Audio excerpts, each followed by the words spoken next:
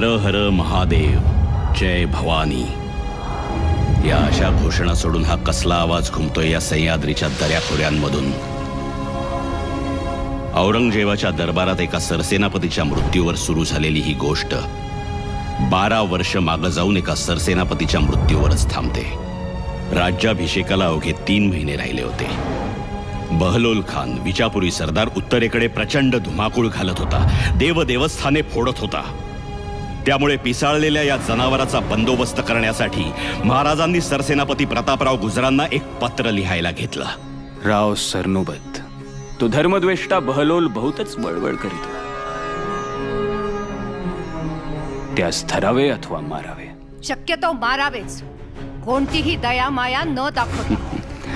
शक्यतो मारावेच. महाराजांच्या आदेश बरहुकूम प्रतापरावांनी त्या बहलोल खानाला आडवा तिडवा लोळवला. फक्त त्यांची एक मोठी चूक झाली. शरण आलेल्याला मरण देऊ नये म्हणून या दिलदार मराठ्यानं त्या जनावराला जिवंत सोडलं आणि तत्क्षणी रायगडावरून प्रतापरावांसाठी महाराजांचं अजून एक पत्र निघालं. प्रतापराव, त्या खानाशी सल्ला काय निमित्त केला? हुकुम होता की बहलोल खानास धरावा अथवा मारावा, तरी तुम्ही त्या झरी सापास सोडलात न ठेचता.